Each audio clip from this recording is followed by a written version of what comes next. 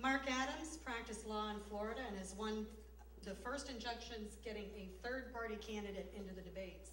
Mark's handled more congressional election contests than any other attorney in history. He represented John Russell, Clint Curtis, and others in contesting the official results of the 2006 elections in Florida State Court and before the U.S. House of Representatives, and his efforts resulted in proof showing that several Florida elections have been rigged. Mark founded the enterprise Project Vote Count to expose the facts that computers count our votes in secret, and that's for real, and that secret vote counting is unconstitutional. Mark? Thanks, Anita.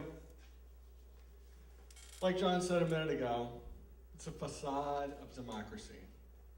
Facades maintained by the government, by the mass media, and for the most part by the alternative media and many of the so-called reform groups.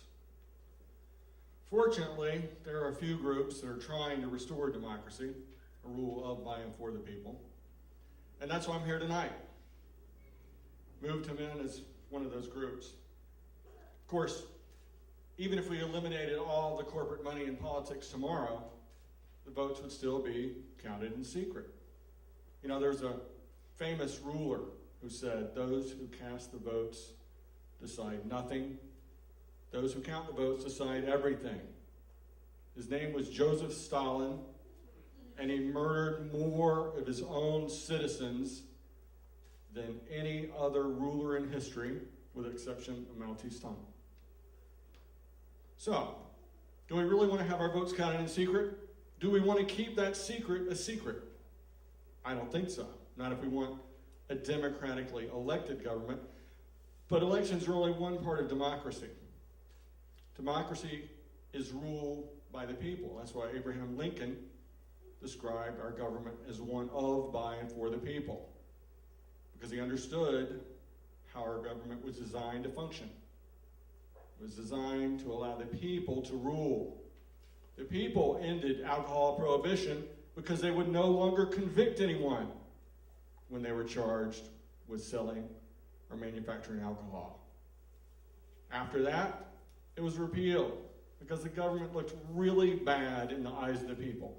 Everybody knew alcohol prohibition was really no more than a charade that enriched the rulers and gave them power to use a law with no victims to keep people under control. Of course, it wasn't long after that that they passed marijuana prohibition.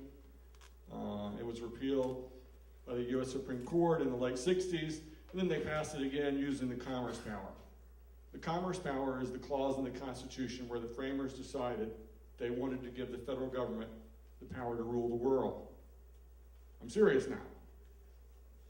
They really didn't want that, but that's how it's interpreted now.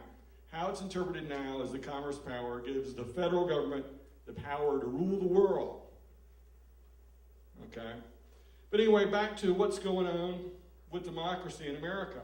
Actually, in America, there are 7 states, at least 7 states, because I haven't read all 50 constitutions. I quit about halfway through. 7 states either prohibit counting votes in secret or require the votes to be counted in public right in their constitutions. Got a flyer at the door, you can look it up, you can actually go to the state constitutions yourself, see it with your own eyes. So you don't have to just believe me. But the constitutions of Massachusetts, Connecticut, New Hampshire, Maine, and Louisiana require the votes to be counted in public. And the constitutions of Virginia and South Carolina prohibit counting votes in secret. Okay, there's also three U.S. Supreme Court cases that say that the right to vote not only includes the right to cast a ballot, but the right to make sure your ballot's counted accurately. And right now, your ballot is counted on a computer that's made and programmed by one of 4 corporations, and the government officials just take their word for what the total is. They do not go back on election day and count those paper ballots to compare it with the total with the computer. Now, some of you are probably going, well, you know, computers count right. Exactly. But when you go get money from an ATM, do you keep a receipt? Because a lot of people do, because we understand Computers make mistakes. Computers can be hacked. Totals can be manipulated. We proved that in 2006. We proved at least 14% of the votes cast for John were stolen from John. At least 14% of the votes cast for Clint Curtis were stolen from Clint Curtis.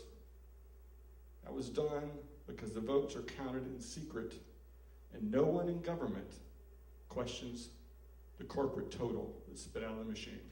So that's something to think about. Obviously, Move to Amend needs to expand if it wants to be the leader in restoring democracy in the country, because it's not only the money, but it's also the method of elections that we need to focus on.